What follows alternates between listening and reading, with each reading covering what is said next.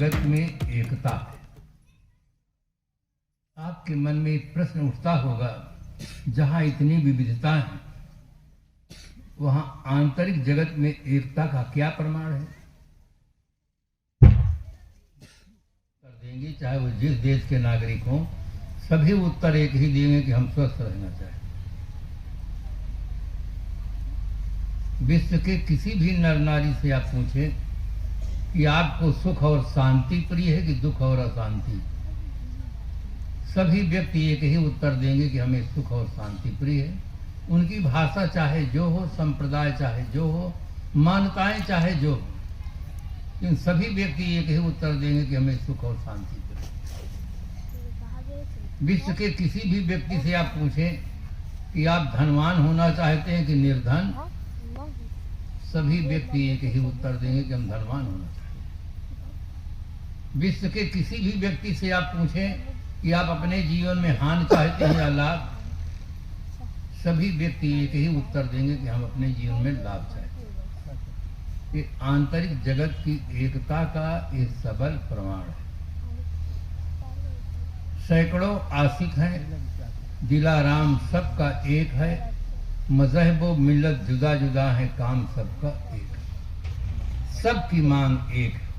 आंतरिक जगत की एकता का ये सबल प्रमाण। बंधुओं, संप्रदाय भिन्न भिन्न होते हैं, गुरुजन भिन्न भिन्न होते हैं, मान ग्रंथ भिन्न भिन्न होते हैं, किंतु सत्य भिन्न भिन्न नहीं होता है। सत्य एक होता है, सार्वभौम होता है, सनातन होता है, सार्वदेशिक होता है, सार्वकालिक होता है। सत्य में कभी भी किंचित परिवर्तन नहीं होता है, वो सार्वभौम होता है। आपके मन में एक प्रश्न उठता होगा कि वो सार्वभौम सत्य क्या है? यहाँ तो बहुत संप्रदाय हैं, अनेक मान्यताएं हैं कि सार्वभौम सत्य क्या है? जो सत्य है वो सबके लिए सत्य है।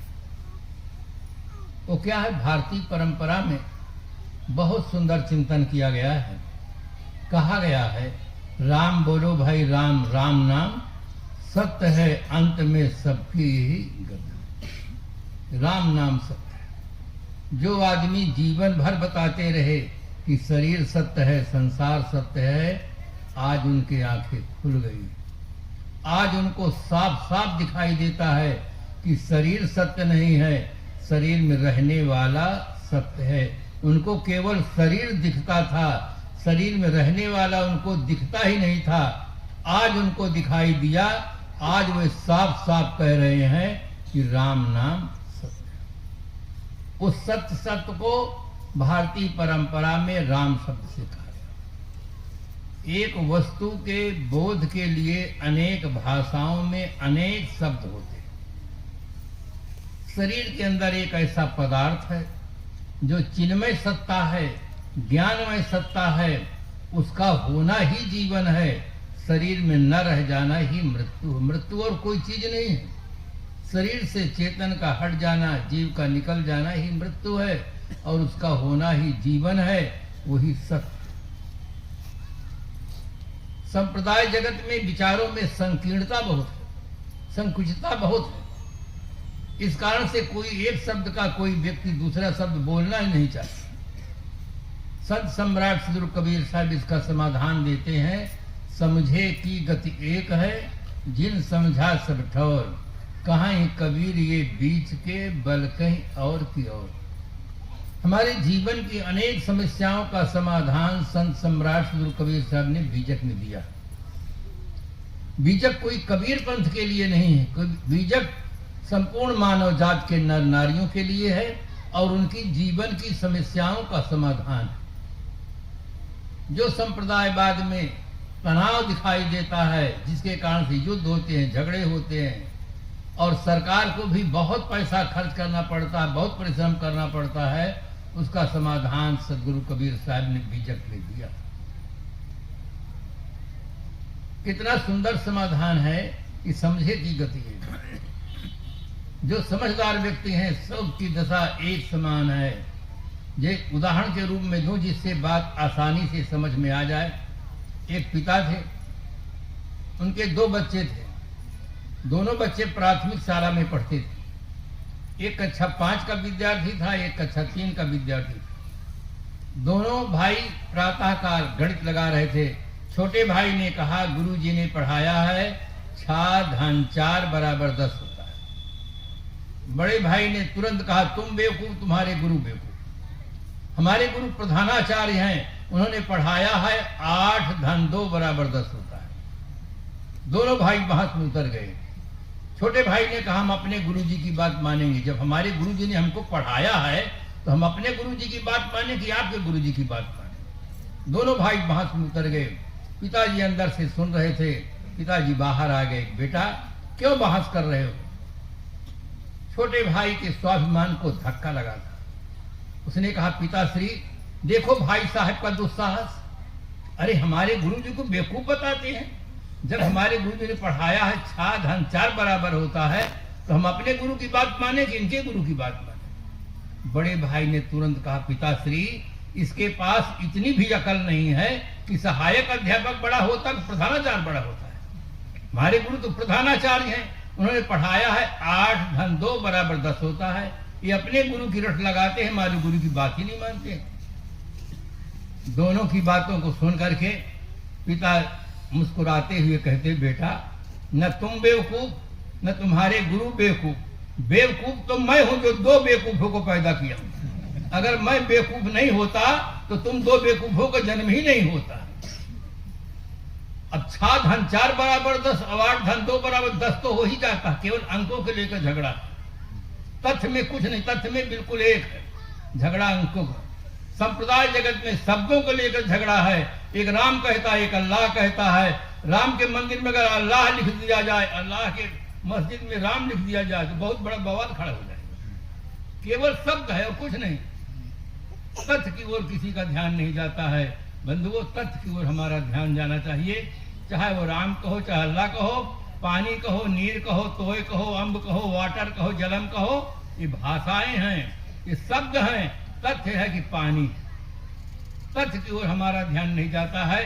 तथ्य शरीर के अंदर से चेतन निकल जाता है, चाहे उसको राम कहो, चाहे अल्लाह कहो, चाहे चेतन कहो, जीव कहो, परमात्मा कहो, ब्रह्म कहो, अपनी अपनी भाषाएं हैं। किंतु शरीर के अंदर से वो निकल जाएगा तो शरीर मुर्दा हो जाएगा। या तो लोग जला देंगे, या दफना देंगे, या पानी में छोड़ देंगे, या स्थान विशेष में रख देंगे, चील गीत कौवे खा जाएंगे। ये अपनी परंपराएं हैं। इसलिए शब्दों को लेकर विवाद में न मत। तथ्य की ओर हमारा ध्यान जाना चाहिए और जीवन को सबसे सुंदर बनाने का प्रयास करना चाहिए। कोई भी आदमी किसी भी सिद्धांत को मानता हो, अगर उसका जीवन अच्छा नहीं है तो सज्जन नहीं कहला सकता है। चाहे जिस सिद्धांत को मानता हो, चाहे अवतारवाद को मानता है, ईश्वरवाद को मानता है, ब्रह्मवाद को मानता है, शुद्धाद्वैत को मानता है, द्वैताद्वैत को मानता हो, जीवन भर अच्छा न होगा तो वो अच्छा आदमी नहीं कहा जा सकता। इसलिए सिद्धांतवाद गौड़ है, मूल चीज है आचार आचरण। इसीलिए हमारे पूर्वजों ने कहा, आचारः परमो धर्मः, आचारः प्रथमो धर्मः, आचारहीनम न पुनन्ति वेदाः। आचरणहीन व्यक्ति को वेद भी पवित्र नहीं कर सकता। इसलिए बंधुओं, सबसे ज्यादा ध्यान हमारा जाना चाहिए पहले आचार पक्ष में। धर्म के 2 पक्ष होते हैं, एक आचार पक्ष, दूसरा दर्शन पक्ष। आचार पक्ष सबका मिलन केंद्र बिंदु है, दर्शन पक्ष में मेल नहीं है। जैसे विभिन्न नदियां समुद्र में आकर मिल जाती हैं, इसी प्रकार से दुनिया के सारे संप्रदाय मानवता में आकर मिल जाते हैं। मानवता सबका मिलन केंद्र बिंदु है। इसलिए हर आदमी को, चाहे जिस सिद्धांत को मानने वाले हों, सबसे पहले अपने जीवन को अच्छा बनाने का प्रयास करना चाहिए। इसीलिए संत सम्राट सूर कबीर साहब ने कहा, अच्छा जन्म बनाओ, अपने जीवन को अच्छा बनाओ। मानव अपने भाग्य का स्वयं विधाता है, जैसा चाहे वैसे जीवन का सृजन कर सकता है। किंतु हमारे समाज में अंधविश्वास बहुत है। कुछ लोग कहते हैं, अरे साहब, बिना ऊपर वाले के हुक्म तो पत्ता ही नहीं हिलता, हम कैसे हिलेंगे? ये घोर अंधविश्वास है। अगर ऊपर वाले के हुक्म बिना पत्ता नहीं हिलता है तो जो गौवे काटी जाती हैं, मछलियां, बकरे, मुर्गे काटे जाते हैं, आदमी काटे जाते हैं, भ्रष्टाचार हो रहा है, अपहरण हो रहा है, बलात्कार हो रहा है, फिर ये किसके हुक्म से हो रहा? क्या सब वही हुक्म देता है कि ऐसा करो?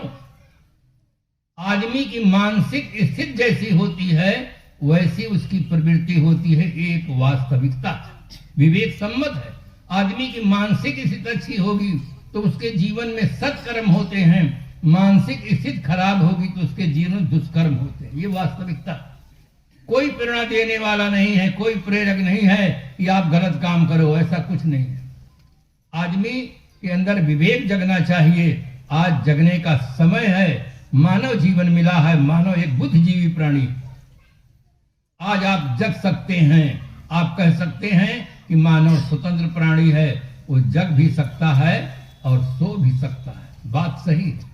आप जग भी सकते हैं, सो भी सकते हैं, किंतु दोनों के परिणाम अलग अलग होंगे। अगर आप जगेंगे तो आप अपना कल्याण करेंगे, नहीं जगेंगे तो बंधन में पड़े रह जाएंगे। इसलिए आज जगने की आवश्यकता है। मानव जीवन मिला है और अच्छी तरह से सद्गुरु संतों से बोध प्राप्त करके अपने जीवन को सुंदर बनाने का हर संभव प्रयास करें। जो आदमी आलसी होता है, दैव के भरोसे, भाग के भरोसे बैठ जाता है, अहंकार उसके मन में आ जाता है कि मैं इतना बड़ा आदमी हूं, मैं संतों के दरबार में जाऊं और इस प्रकार से भक्ति उपासना करूं, उसका पतन हो जाता है। कैसे पतन होता है? अहंकार के कारण से। एक राजकुमार था, जंगल में गया शिकार खेलने के लिए। राजाओं के जीवन में ये बहुत बड़ा दोष प्राचीन काल से पाया जाता है कि शिकारी होते थे। शिकार घोर जंगल में छिप जाता है। राजकुमार को प्यास लग जाती है। पानी की तलाश में राजकुमार घूमता है। प्राचीन काल में जंगल बहुत थे। ऋषिगण जंगल में रहते थे, तप करते थे, साधना करते थे। राजकुमार को एक आश्रम दिखाई दिया। राजकुमार के मन में आशा की किरण जग गई कि अब पानी पीने को मिलेगा। आश्रम में पहुंचते हैं। ऋषि जी अपने पर्णकुटी में ध्यान लगाकर बैठे हुए थे, किंतु बाहर सब साधन रखा था। बाल्टी थी, लोटा था, निर्मल जल कुएं में दिखाई देता था। सारा साधन मौजूद था। राजकुमार के मन में आशा की किरण जग जाती है कि अब पानी पीने को मिल जाएगा, जीवन बच जाएगा। जैसे राजकुमार कुएं के पास जाता है, रस्सी पकड़ता है, उसके मन में भीतर एक संकल्प उठ जाता है। मानसिक स्थिति बिगड़ जाती है। अरे मैं राजादा होकर के अपने हाथ से पानी भरकर पीऊं? बस चुपचाप बैठ जाता है। प्रतीक्षा करता है दूसरा व्यक्ति आएगा तब पानी मैं पीऊंगा। कुछ देर के बाद दूसरा व्यक्ति जंगल में भटकते हुए आ जाता है। उसे देखकर राजकुमार ने कहा, श्रीमान जी, प्राणों की बाजी लगी है, बहुत जल्दी पानी पिलाने का कष्ट करें। उसने कहा कि आप स्वस्थ दिखाई देते हैं, आप पानी भरकर क्यों नहीं पीते हैं? सारा साधन तो मौजूद है। राजकुमार ने कहा, मैं राजादा हूं, अपने हाथ से पानी भरकर कैसे पी सकता हूं? उस दूसरे व्यक्ति ने कहा कि मैं मंत्री ज्यादा हूं, मैं भी प्यासा था, सोचा था आप मिल गए हैं, पानी पीने को मिलेगा। अब दो दो प्यासे हैं। मानसिक स्थिति ठीक नहीं है, सारा साधन मौजूद है, पानी भरकर नहीं पीते हैं। वो भी प्रतीक्षा करते हैं। थोड़ी देर के बाद तीसरा व्यक्ति उपस्थित होता है। दोनों कहते हैं कि हमारा जीवन आपके हाथ में है, जल्दी करें, पानी पिलाने का कष्ट करें। उसने कहा, आप दो हैं, स्वस्थ दिखाई देते हैं, सारा साधन मौजूद है, फिर पानी भरकर आप क्यों नहीं पीते हैं? एक ने कहा, मैं राजादा हूं, अपने हाथ से पानी भरकर कैसे पी सकता हूं? दूसरे ने कहा, मैं मंत्री ज्यादा हूं, मैं अपने हाथ से पानी भरकर कैसे पी सकता हूं? तीसरे ने कहा, मैं अमीर ज्यादा हूं, नगर सेठ का लड़का हूं, मेरे यहाँ 50 आदमी नौकर है, काम करते हैं, मैं भी प्यासा था, सोचा था आप दो मिल गए हैं, पानी पीने को मिलेगा। अब तीन तीन प्यासे हैं, सारा साधन मौजूद है, किंतु भीतर की स्थिति ठीक नहीं है, इसलिए पानी भरकर पीते नहीं। थोड़ी देर प्रतीक्षा के बाद एक चौथा व्यक्ति आता है, बहुत ही हृष्ट पुष्ट नवयुवक था। तीनों देखकर एकदम खुश हो गए कि अब पानी पीने को मिल जाएगा, ये आदमी बहुत तगड़ा है, बहुत मोटा है, पानी भर के पिला देगा। तीनों ने एक साथ कहा कि हमारा जीवन आपके हाथ में है, बहुत पानी की प्यास लगी है, प्राणों की बाजी है, आप जल्दी से जल्दी हमें पानी भरकर पिलाने की कृपा करें। तीसरे ने एक बड़े आश्चर्य शब्दों में कहा कि आप एक नहीं, दो नहीं, तीन मौजूद हैं, सारा साधन मौजूद है, फिर आप अभी तक पानी भरकर पी क्यों नहीं लिए? तब एक ने कहा कि मैं राजादा हूं, अपने हाथ से पानी भरकर कैसे पी सकता हूं? दूसरे ने कहा मैं मंत्री ज्यादा हूं, मैं अपने हाथ से पानी भरकर कैसे पी सकता हूं। तीसरे ने कहा मैं अमीर ज्यादा हूं, मैं अपने हाथ से पानी भरकर कैसे पी सकता हूं। तीनों के उत्तर सुनकर चौथे ने बड़े गजब का उत्तर दिया। उसने कहा मैं हराम ज्यादा हूं, मैं किसी को पानी नहीं पिलाता हूं। अपना पानी पी लिया, चल दिया। तीनों टुकुर टुकुर देखते रह गए। कहा मैं हराम ज्यादा हूं, मैं किसी को पानी नहीं पिलाता हूं। बंधुओं, न आप हराम ज्यादा बने न अमीर ज्यादा बने। आप एक अच्छे आदमी बने और आप भी पानी भर कर पिए और दूसरों को भी पानी पिलाने का कष्ट करें। आदमी अहंकार के कारण से उसका विकास नहीं होता, विनाश होता है और ज्यों का त्यों पड़ा रह जाता है। जीवन में नम्रता की बहुत बड़ी आवश्यकता है। विद्या ददाति विनयम।